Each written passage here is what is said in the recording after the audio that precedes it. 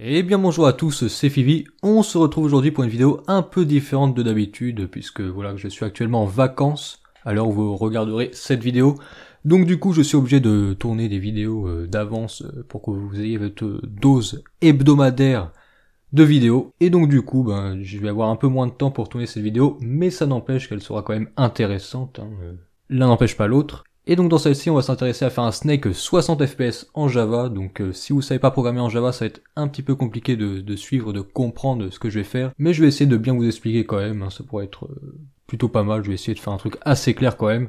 Donc on va commencer directement, donc j'ai déjà créé un petit projet de test qui s'appelle Snake Tuto, donc on va pouvoir commencer directement, on va commencer par créer une petite classe, donc là où je vais coder tout simplement, je vais faire tout le programme en une seule classe, ce sera plus simple à comprendre je pense. Donc je vais l'appeler main tout simplement, ça va être plutôt pas mal. Public static void main, donc ça c'est pour avoir, pour que ce soit le fichier principal, le fichier de départ on va dire. Donc là pour l'instant le programme ne fait pas grand chose, il faudrait que j'active la console en bas, ce serait plutôt pas mal quand même. Voilà, j'ai affiché la console, c'est un petit peu mieux. Donc on peut directement commencer. Donc du coup on va commencer dès maintenant en créant une petite fenêtre pour le jeu, donc ça peut être c'est quand même assez vital de créer une fenêtre pour le jeu, donc on va faire jframe frame égale new jframe tout simplement pour créer une fenêtre, voilà. Et on va lui donner une taille, donc frame.setSize, comme ceci. Donc on va lui créer une taille, donc ce que je vais faire c'est que le snake sera composé en fait de petits carrés, donc je vais vous mettre une petite image, voilà, et ça sera un peu comme ça que sera le snake. Donc avec plein de petits carrés qui sont collés entre eux. Et donc chaque carré fera 50 plutôt pixels de large et de hauteur. Donc du coup on va faire la taille de la fenêtre en fonction de ça. Donc je vais faire une taille de 12 x 50 pour la largeur et 12 x 50 pour la hauteur. Évidemment on va faire les petits frame.setLocation relative to nul pour que ce soit centré sur l'écran. Un petit frame.setDefault close operation, donc jframe.exit on close pour que quand on ferme la fenêtre, ça ferme également le programme, sinon ça sera un petit peu embêtant quand même. Et un petit frame.setVisible, ça pourrait être pas mal, donc on va mettre setVisible à true évidemment. Et du coup là, on se retrouve normalement avec une petite fenêtre assez intéressante. Donc là on voit qu'on peut encore redimensionner la fenêtre, ce qui va peut-être poser problème pour la suite. Donc on va faire un petit frame.set resizable false. Comme ça, ça va plus être possible de redimensionner la fenêtre. Et on va appeler la snake, la fenêtre snake tout simplement, pour que ce soit un petit peu plus joli quand même. Et là on se retrouve avec une magnifique fenêtre, je sais pas ce que vous en pensez. Je trouve qu'elle est plutôt pas mal quand même. Donc maintenant on va vraiment s'attaquer au gros du code, puisque là pour l'instant créer une fenêtre c'est pas très compliqué. Donc ce que je vais faire c'est qu'il va falloir rajouter un panel à cette fenêtre, donc le panel où seront dessinées donc les formes du jeu, la pomme, etc. etc. Donc je vais la créer dans le main tout simplement, donc pour ça on va faire un petit extend jpanel pour que le main hérite de jpanel et pour que ce soit du coup un jpanel lui-même. Donc du coup là on a un petit main jpanel, c'est plutôt pas mal. On va lui créer un petit constructeur que voici, et donc là on va pouvoir vraiment commencer. Donc déjà comme on va faire un truc du coup 60 fps, je le répète, il va falloir faire une boucle qui appelle du coup du code toutes les 60 frames, mais que la fenêtre soit, ce soit encore possible de bouger la fenêtre, etc. Donc ce qu'on va faire du coup c'est on va créer un new thread, tout simplement pour que ce soit un peu, ça s'exécute en même temps que la fenêtre en elle-même plutôt, donc qu'on puisse encore la bouger, etc. Donc new thread, dedans on va lui mettre un new runnable, donc ça c'est voilà un thread basique. Là c'est vrai que si vous savez pas ce que c'est, ça va être un peu compliqué de suivre, mais en gros là ce que ça fait c'est que ça crée, c'est pour le multithreading en fait, pour qu'il y ait plusieurs actions qui se passent en même temps. Donc là on crée un nouveau thread, et runnable en gros c'est ce que le thread va exécuter tout simplement. Donc là pour il exécute ce code qui n'est pas présent. Du coup on va lui mettre un petit start, voilà, hop.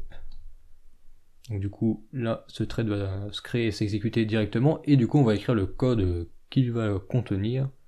Donc du coup ce qu'on va faire, on va faire une boucle infinie, tout simplement pour que ça s'exécute en permanence, et dans cette boucle infinie on va mettre le code qu'on veut. Donc là pour l'instant il n'y a pas grand chose, on va mettre un while true, il faut évidemment faire un petit thread.sleep, sinon ça va s'exécuter hyper vite à l'infini, et là ça va pas être vraiment magnifique. Donc là c'est le temps à faire, donc en millisecondes, donc le temps à attendre plutôt, donc là on va mettre 1000 sur 60, donc ce qui fait que ça attend, en gros, ça attend de telle manière à ce qu'il y ait 60 exécutions par seconde. On revient aux 60 fps voulus, donc là c'est plutôt pas mal. Voilà, on met un petit try catch pour que ce soit bien. Donc du coup là on écrit le code à exécuter, donc là je vais mettre un petit repaint, donc pour que ça redessine toute la fenêtre, puisque c'est ce qu'on veut, hein, donc voilà, on va redessiner la fenêtre à chaque fois et du coup la mettre à jour, faire bouger le snake, tout ça. Et du coup comme on le fait 60 fois par seconde, donc ça donnera une fluidité plutôt sympa, puisque ça sera en 60 fps tout simplement. Donc du coup pour là vous voyez que là je fais un petit repaint toutes les 60 fois par seconde, il faut du coup dessiner des choses sur l'écran, hein, ça pourrait être pas mal. Donc pour ça on va override la méthode paint component du jPanel, tout simplement, comme ceci. Donc comme ça on va pouvoir dessiner avec ici le petit objet graphique qui nous est donné, et du coup on va pouvoir vraiment commencer le gros du code. Donc du coup qu'est-ce qu'on va faire pour ça? Donc déjà on va se créer une petite constante ici, donc je vais appeler private, non même pas besoin de faire de statique, private final int width égale 50, donc ça ce sera la taille du snake, en gros la largeur et la hauteur à la fois. Et donc là par exemple ce qu'on fait, donc on peut faire un petit g.setColor, donc pour mettre une couleur, on peut mettre color.darkgray, même si je crois que c'est la couleur de base du truc, donc c'est pas très utile de faire ça. Et du coup maintenant on peut faire un petit g.fillRect, donc là on met les coordonnées du point, donc 0, 0 par exemple, et là du coup on peut mettre le width O2, et là normalement on a un bon début, plutôt pas mal. Et non, on n'a pas un bon début. On n'a pas un bon début puisque je n'ai pas mis le panel pour la frame, donc évidemment si je le fais pas ça va pas faire grand chose. Donc il faut faire un petit frame.set contentPane new main, donc voilà. Et là normalement ça devrait aller un petit peu mieux quand même. Voilà, on voit notre petit carré qui est ici. Donc ce que je vais rajouter ici, je vais faire un petit set background color de color.white pour avoir un truc un petit peu plus propre. Donc là ça va être tout blanc, donc l'arrière-plan, voilà. C'est plutôt pas mal comme ça. Ici je vais juste changer ça, puisque là c'est pas vraiment magnifique de faire comme ça, puisque après on aura besoin de refaire des choses avec le main, donc je vais plutôt le mettre ici.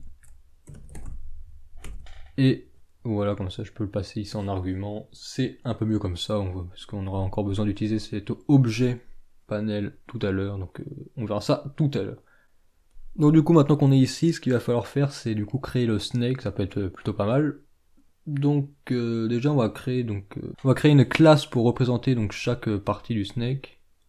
Donc chaque petit carré, donc on va la créer directement ici, classe, on va l'appeler snake part par exemple.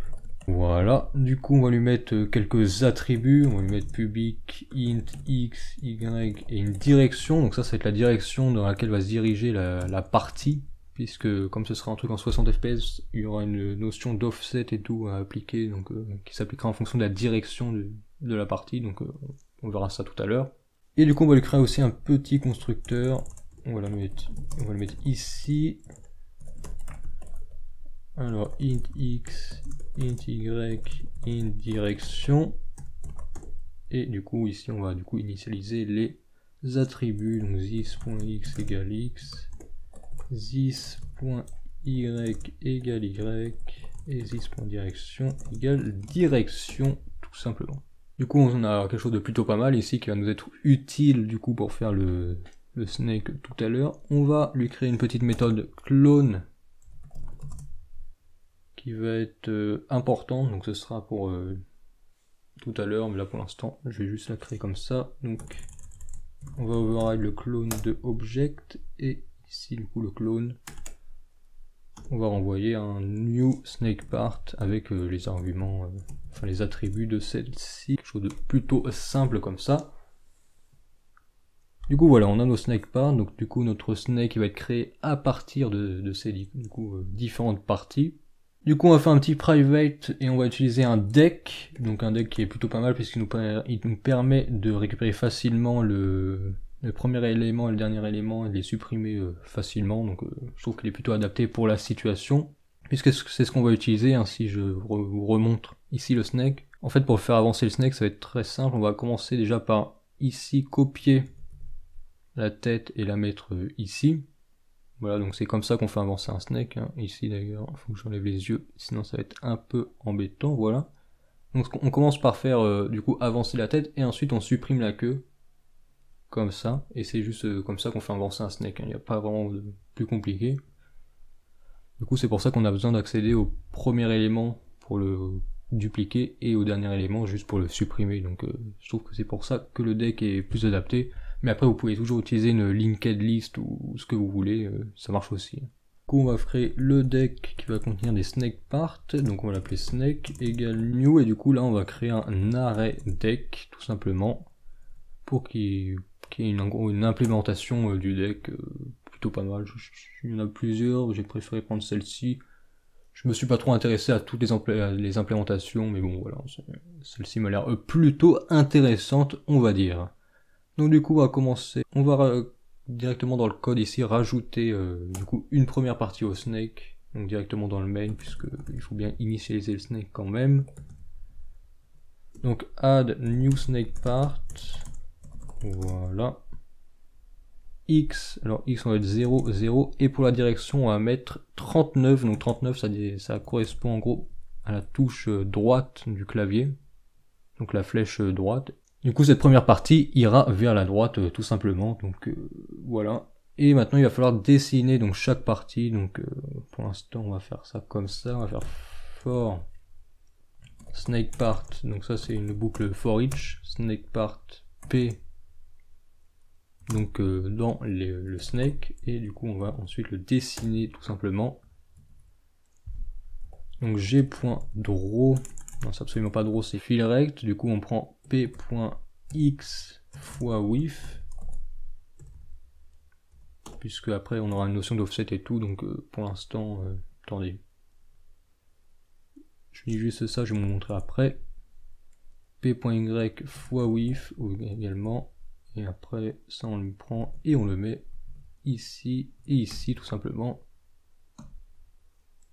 Et là voilà, donc du coup en fait pourquoi je multiplie par ici width, c'est tout simplement parce que ici du coup on va être en 0 0 ici, ici on va être en 1 0, 2 0, 3 0, 4 0, 5 0, et en fait les intervalles qu'on aura entre chaque truc, ce sera en fait un petit offset qui mettra un petit décalage et qui donnera juste une impression de fluidité dans le snake. Donc on va juste faire le truc comme ça, ça pourrait être, ça va être plutôt pas mal, vous allez voir, franchement je vous vends le truc, mais je sais pas combien de temps va durer la vidéo, mais là ça va être vraiment bien. Du coup bah on en parle depuis tout à l'heure, le petit offset on va le créer directement, donc ça va être un int offset, et du coup on va l'initialiser à 0.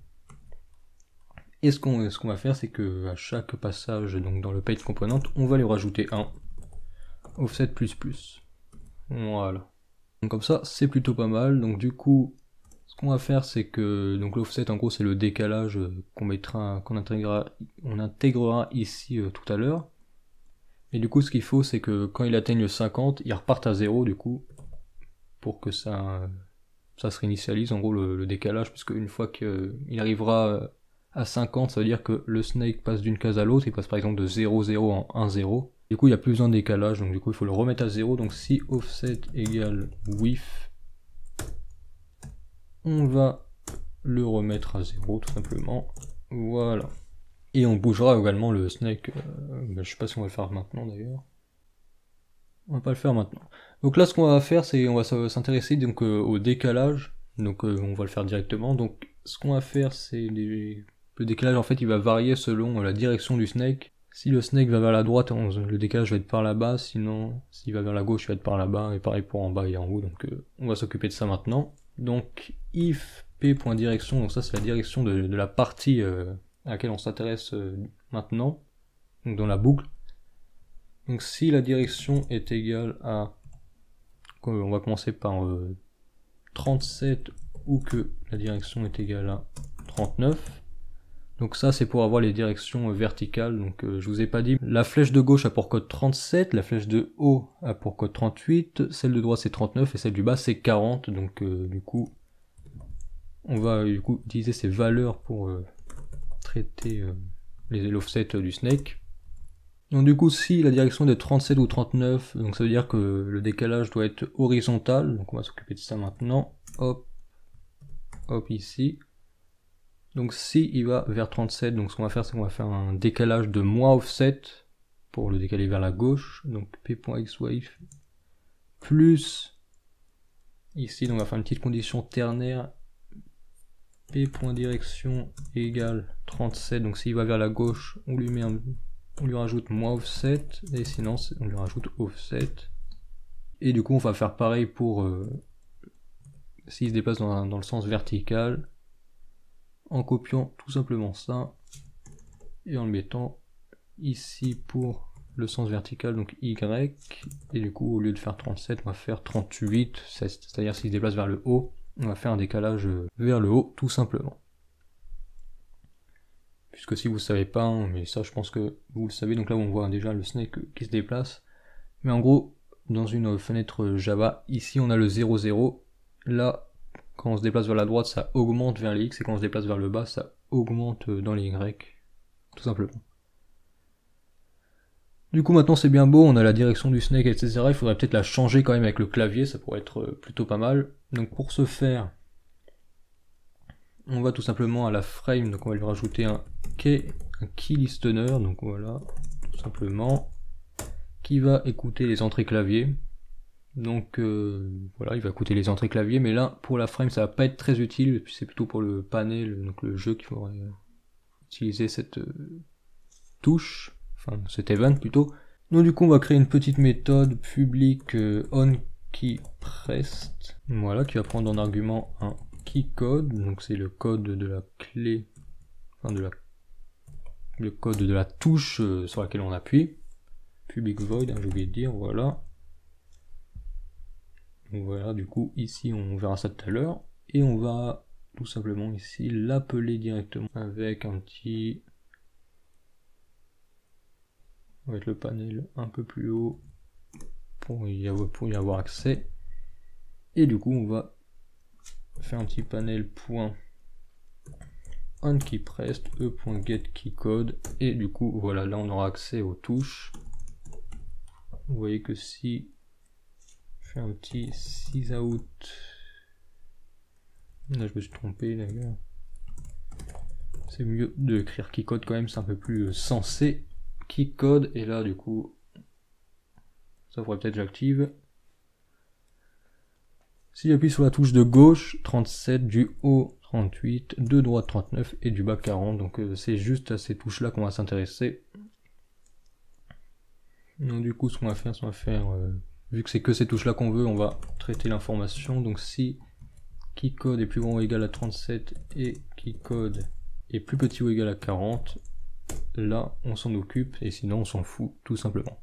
Donc du coup ce qu'il va falloir faire également, c'est rajouter une new direction. Donc on va créer une petite variable new direction qu'on va initialiser de base à 39 pour changer à chaque fois la direction de la tête quand elle se déplace.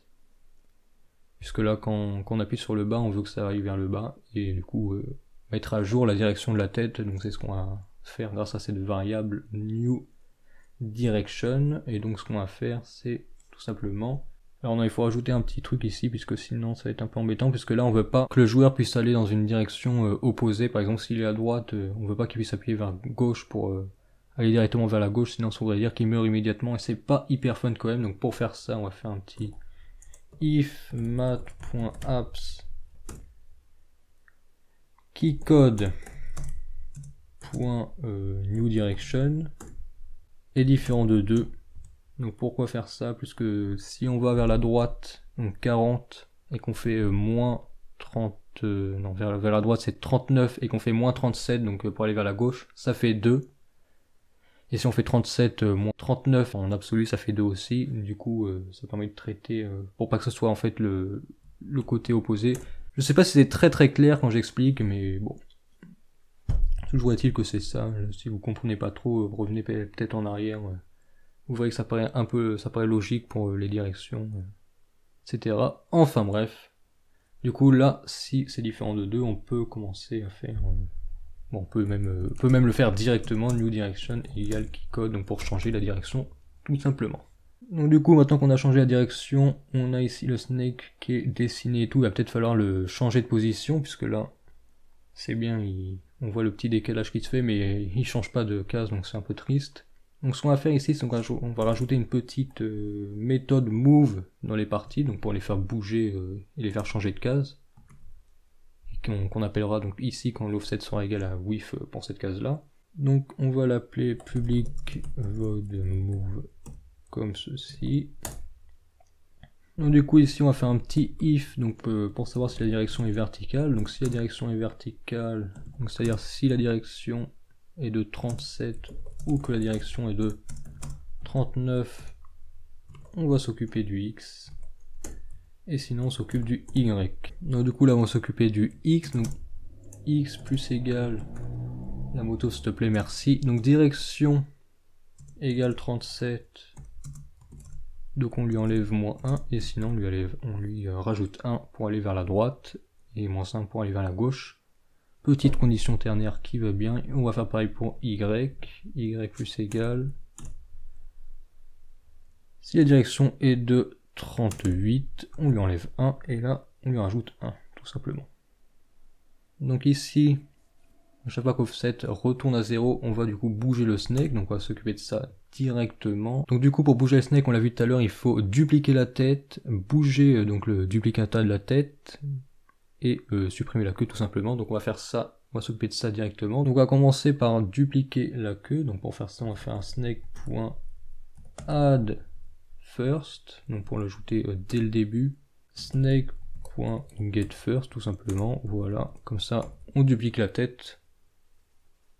Non, c'est getFirst.clone, puisque sinon après ça va être la même objet, ce qui va poser un peu problème. Du coup ici, il faut le caster, puisque sinon il sait pas que c'est un snake part, et on va faire un petit sur with try catch.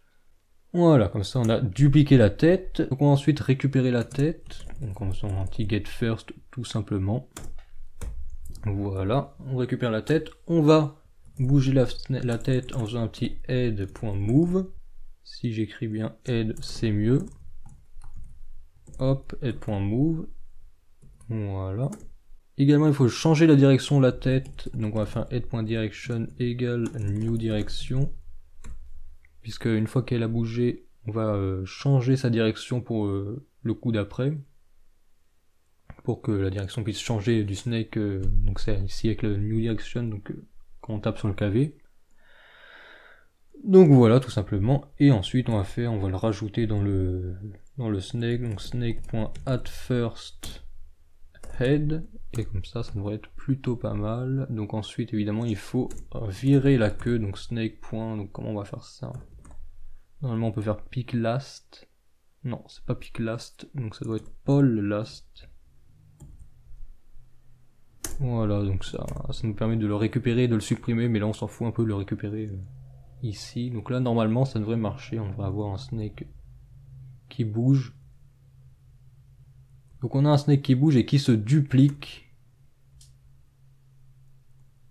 Ah, c'est un peu bizarre, on va pas se mentir. Ouais, donc là évidemment il se duplique, puisque ce que je fais c'est que j'ajoute 2 fois la tête, c'est un petit peu bête. Donc pour faire ça, tout simplement on va faire snake part head ici égale, donc pas snake.getFirst.clone comme ceci. Hop, donc là évidemment il me demande de le cast comme tout à l'heure, et là normalement ça devrait être un peu mieux. Il faut évidemment l'ajouter, et ben je l'ajoute ici, donc c'est parfait. Et là ça devrait être un petit peu mieux. Voilà, il ne se duplique plus, et on a un snake déjà qui bouge en 60 fps. Bon, il est un peu petit, il va pas très vite. Donc pour qu'il aille plus vite, on peut augmenter la cadence à laquelle s'incrémente offset. Donc on va faire plus égal 5. Donc ici, le nombre qu'on met, donc ici j'ai mis 5, il faut que ce soit un diviseur de 50, sinon ça va pas marcher. Si je mets 6 par exemple, ça va faire un gros bordel, normalement. Ça fait pas de gros bordel, mais c'est bizarre. Attendez, parce que vraiment c'est censé faire un gros bordel.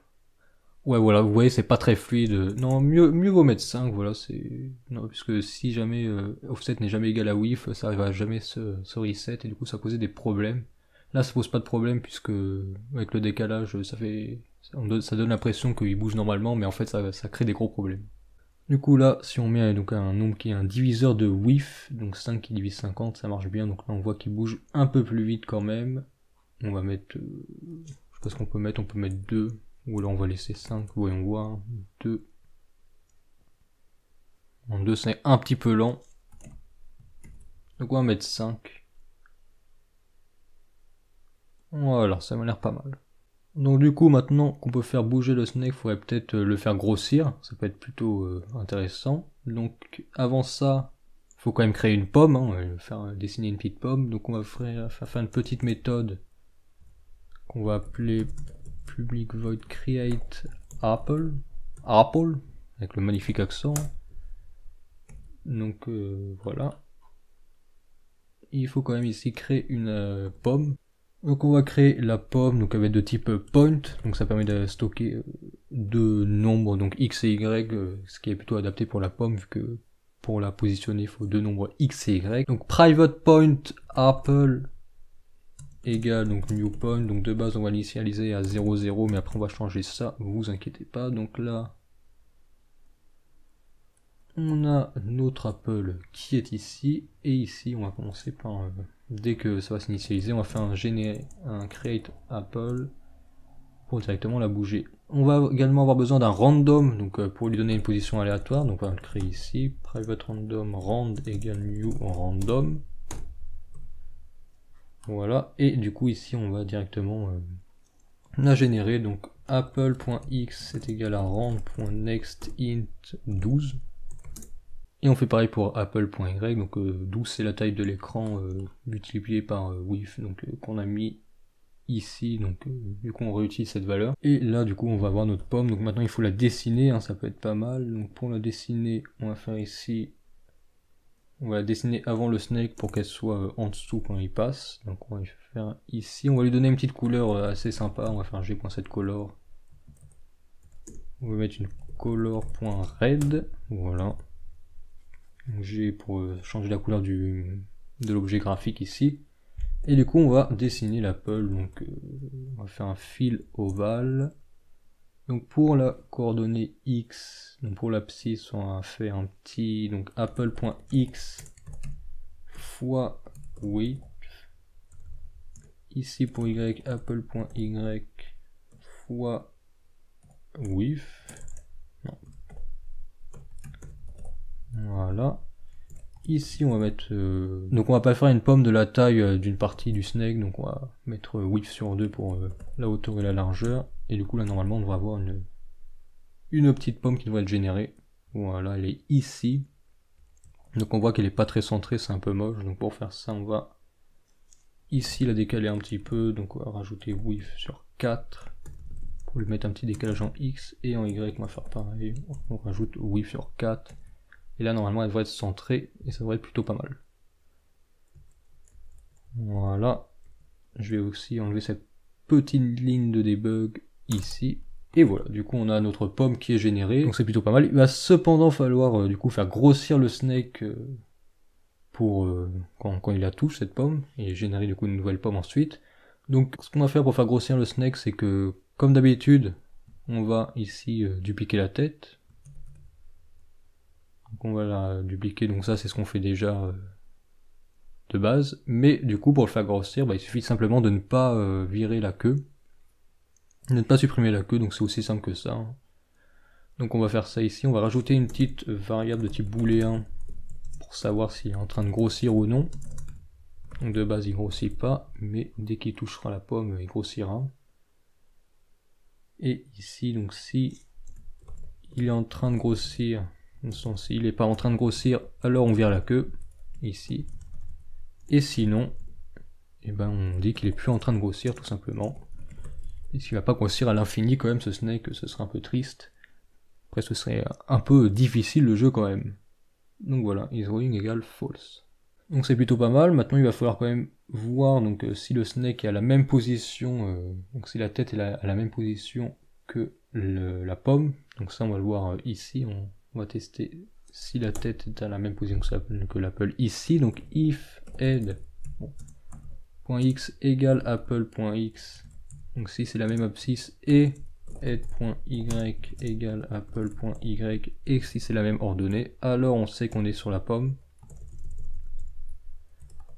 On sait ce qu'on est sur la pomme, du coup on peut faire grossir le snake et on peut générer une nouvelle pomme, create apple.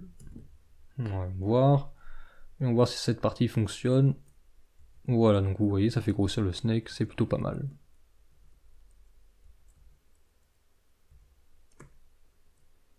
Je vais m'arrêter tout de suite, sinon je sens que je vais y passer une demi-heure à y jouer.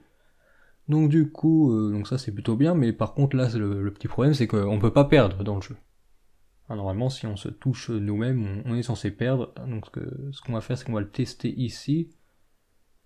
Donc ici on voit qu'on utilise déjà toutes les parties du snake, donc ce serait triste de s'en passer, on va réutiliser ça pour voir si la tête est à la même position qu'une des parties, et du coup si c'est le cas, la partie est perdue tout simplement, ça veut dire que le snake s'est rentré dans lui-même, il se mange lui-même, c'est... Oula, ça fait peur quand même, donc on va pas faire ça à chaque fois que l'offset change, sinon ça servirait pas à grand chose, on va faire ça à chaque fois que l'offset est égal à 0, donc si l'offset est égal à 0, ça veut dire que l'offset juste avant était égal à width, et du coup que le snake vient de bouger, donc on va faire ça ici, if offset est égal à 0, et à ce moment-là on peut tester si une partie du snake est à la même position que la tête. Donc on va juste passer ici snake part head, ici c'est mieux, puisque si on veut l'utiliser, il va falloir le mettre ici, on va l'initialiser à nul. Et de toute façon, quand head est égal à nul, normalement ça ne devrait jamais se faire, puisque... Ah si, ça devrait peut-être se faire au début. Non, même pas au début, puisqu'on le met à 5, donc non, voilà. Donc du coup, à chaque fois qu'offset est égal à 0, ça sera, head sera initialisé, donc on n'a pas de problème de ce côté-là. Donc ce qu'on va faire, c'est que si la partie P qu'on est en train de traiter en ce moment, c'est la même que head, on va pas s'y intéresser, puisque sinon ça veut dire qu'on va tester si la tête est à la même position que la tête, et du coup... à ce moment-là, on perdra tout le temps, hein. Il n'y a pas vraiment de problème de ce côté-là, donc ça nous intéresse pas. Donc si P est différent de la tête, alors là, on va tester, on va traiter l'information. Donc ici, if P.x est égal à head.x et P.y égale head.y, comme ça. Du coup, ça veut dire que la partie en cours et la tête sont à la même position, et du coup, on peut faire, je sais pas, un petit 6 erreur partie perdue, et un petit système.exit, non, ça, pour fermer le programme par exemple, voilà. Donc on peut tester ça directement. Alors, est-ce que ça marche? Ouh là là là, vraiment une partie qui se déroule bien. Allez, et voilà, vous voyez que ça fait directement perdre la partie. Donc du coup, à partir de là, on est plutôt pas mal quand même. On va peut-être rajouter un petit texte pour afficher le score. Donc pour ça, on va rajouter un petit g.drawString. Donc on va l'écrire on va faire un petit g.setColor pour que ce soit un peu mieux. Donc color. Je sais pas, qu'est-ce qu'on va mettre, on va mettre du bleu par exemple. On va afficher le score ici, donc le score tout simplement ça va être la taille du snake moins 1, donc snake.size moins 1, voilà. Ici on va mettre en 0,0 le texte, et là normalement on devrait avoir le score du joueur affiché en haut à gauche, et non. Et non, puisque tout simplement il y a un petit souci avec ça, voilà. Petit problème au niveau des coordonnées, en 10-20 ça devrait aller mieux, voilà. Donc là on voit que ça sort un peu de l'écran, donc ça c'est un peu embêtant quand même. On va faire un petit, on va changer ça dans, on va peut-être, non, qu'est-ce qu'on peut faire, on va augmenter la taille de l'écran tout simplement. Ce sera mieux comme ça, voilà, 13 x 50, 13 x 50, et là voilà, c'est magnifique. Normalement si on mange ça, le snake grossit, voilà. Donc c'est plutôt pas mal honnêtement, je trouve. Qu'est-ce que vous en pensez? Donc par contre le problème c'est que là il peut sortir de l'écran, donc Je sais pas si je vais régler ça directement. On peut le régler, hein, c'est réglable évidemment. Et là du coup j'ai perdu. Donc du coup pour le faire revenir au début de l'écran, donc ça va être assez simple. Donc ce qu'on va faire c'est que ici on va tester. Donc on va rajouter ici tout simplement on va le laisser du coup rajouter les coordonnées du truc. Mais ce qu'on va faire c'est que si une fois qu'on a update les coordonnées x par exemple est plus grand ou égal à 13, alors on va le ramener au début du jeu, donc x égale 0. Enfin, on va le ramener à la gauche de l'écran, oui. Et si x est plus petit que 0, du coup ici ça serait plus grand que 13, voilà. X est égal à 13, voilà. Donc là, normalement, ça devrait marcher. Oui, on voit un peu. Voilà, il retourne au début de l'écran. Par contre, c'est un peu dégueulasse comment il y retourne, donc ce qu'on va faire, c'est qu'on va plutôt le mettre à -1. Ce sera mieux pour du coup le décalage. Oui, on voit. Parce que là, sinon, il y retourne, c'est un peu brutal quand même. Voilà, là, c'est mieux. Si on le fait aller par ici, voilà. C'est plutôt propre, et du coup, on va faire pareil pour Y. Donc, si Y est plus grand que 13, on va le mettre à -1 pour le faire revenir en haut de l'écran. Et si Y est plus petit que -1, donc s'il est en haut de l'écran, on le fait revenir en bas de l'écran en le mettant à 13. Et là normalement on devrait avoir un truc plutôt pas mal. Voilà, on a le Snake qui ne peut plus sortir de l'écran, c'est magnifique. Enfin il sort un petit peu mais après il revient de l'autre côté, donc voilà. Et la pomme qui peut se générer, bon ça on pourrait le changer aussi. La pomme qui s'est générée 3 fois de suite au même endroit, hein. On pourrait changer aussi pour qu'elle ne se génère pas où le Snake est plutôt.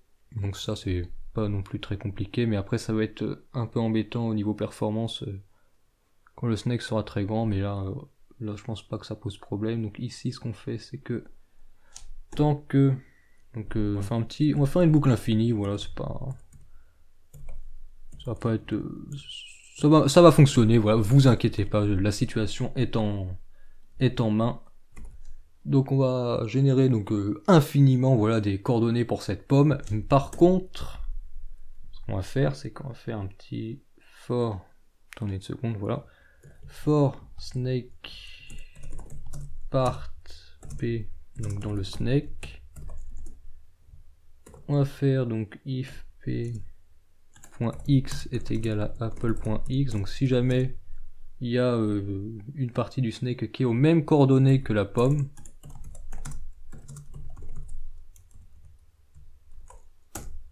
oula,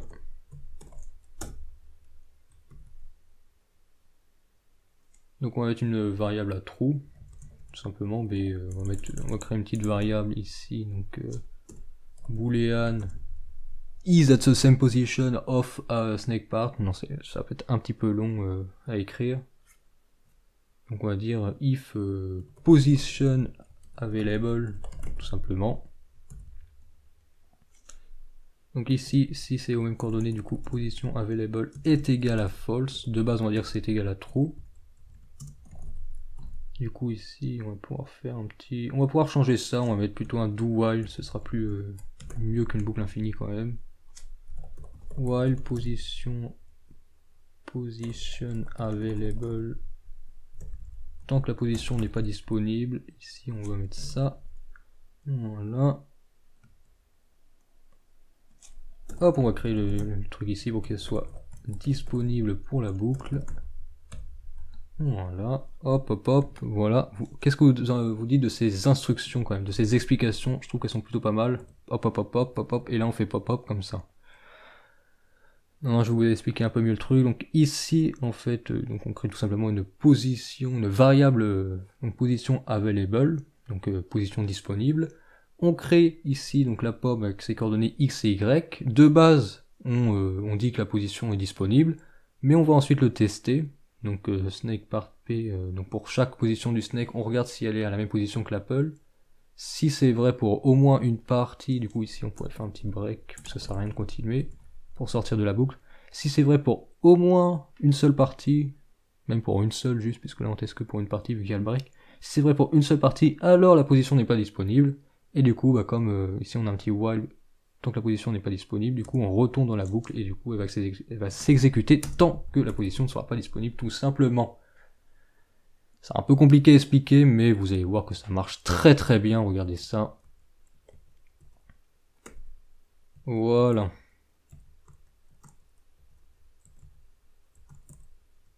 Et du coup j'ai perdu, on peut même faire un petit message pour écrire au joueur qu'il a perdu, parce que quand même c'est important de l'informer, donc on va créer un petit booléen ici, private boolean, donc game lost, on va l'appeler comme ça, donc de base a perdu, et la partie évidemment n'est pas perdue, et du coup dès que ici, alors c'était où? Voilà, dès qu'ici le test est fait, donc on va pas exit le truc direct, on va faire game lost égale true, et du coup ici ce qu'on va faire dans le paint component, donc tout ça on s'en fout. If game lost, on va faire un petit break, ça sert à rien d'aller plus loin, donc c'est plutôt un return ici. Là on va faire un petit g.draw string, donc on va dire la partie est perdue, partie terminée, voilà. Pour les coordonnées on verra ça tout à l'heure, donc g, on va mettre un petit g.setColor, color.red, pour que ce soit plus stylé, voilà, g. On peut mettre un petit set font, alors new, ça je sais pas du tout comment on crée ça, voilà, font, on va être en Arial, 100, on va voir si on met en 20, qu'est-ce que ça nous donne. Donc pour tester on va faire de base, s'il a perdu, la partie est gagnée, voilà, donc là on voit que c'est un peu haut, donc on va le descendre un peu, on va mettre au milieu, donc pour faire ça, donc 13 x 50, donc les coordonnées, enfin la hauteur de l'écran plutôt, 13 x 50 sur 2, là normalement il devrait être à peu près au milieu, voilà, et du coup ici on va faire pareil pour, non du coup là ça va pas marcher, donc 13 x 50 sur 2 moins g. Alors get font matrix normalement, voilà, point get string ou des get, oula, je vais réussir à parler. Comment on fait? Je me souviens plus trop, parce que là il faut obtenir du coup la taille. Point string with, du coup donc du texte qu'on a tapé, donc on va le réécrire ici, c'est pas ouf. Donc là je vais vous expliquer après, vous inquiétez pas, moins 1 sur 2, non. Allons voir ça. Voilà, bon là le texte est centré, mais il est un peu gros. On va mettre en 90. Voilà, la partie est terminée, et du coup on va mettre ça. Non, on va mettre tout à l'heure. Donc du coup, je vais vous expliquer quand même cette ligne qui est un peu compliquée. Donc du coup, ce qu'on fait ici, c'est qu'on met la couleur donc du texte avec la première ligne, ici on la met à rouge. Attendez, il y a deux trucs qui sont ouverts, voilà. On met la couleur à rouge, on met donc la police d'écriture Arial 90-90, donc très simple. Et ensuite du coup on écrit le texte, donc partie terminée. Pour l'abscisse du texte, donc on met 13 x 50 sur 2 pour que ce soit du coup au milieu de l'écran. Donc si on fait juste 13 x 50 sur 2, ça va être à peu près ici, donc au milieu de l'écran. Donc du coup on serait avec écrit partie terminée par là-bas, donc ce serait pas top. Du coup ce qu'on fait c'est qu'on enlève la taille donc du texte qu'on écrit ici, divisé par 2, donc ça permet d'avoir un texte centré tout simplement, voilà. Et du coup on fait ensuite pareil pour la hauteur du texte tout simplement. Donc du coup voilà, on se retrouve avec un jeu plutôt pas mal. Je sais pas combien de temps va durer la vidéo, hein, je pense qu'elle va durer à peu près 1 heure. C'était pas vraiment le but, surtout que le Snake, enfin c'est pas vraiment du code compliqué à expliquer. Mais bon, c'est ma première vidéo explication de code, donc c'est un peu compliqué à faire. Voilà. On a vraiment un jeu magnifique, un 60 fps, des graphismes époustouflants. Je sais pas ce que vous en pensez. C'est magnifique, c'est magnifique. Et donc voilà, c'est tout pour cette vidéo, y a pas vraiment grand chose d'autre à dire, on est sur un jeu plutôt pas mal. Dites-moi du coup ce que vous avez pensé de mes explications, voilà, je sais que j'ai peut-être pas été très clair, mais comme je l'ai dit, c'était ma première vidéo, du coup, explication de code, donc je suis pas encore un professionnel de ça. Mais bon, j'espère quand même que vous aurez compris un peu l'histoire, ce serait quand même plutôt pas mal. Vous pouvez du coup donner votre avis sur cette vidéo en pouce bleu, pouce rouge ou en commentaire. Et du coup, moi je vous dis à la semaine prochaine pour une nouvelle vidéo. À plus!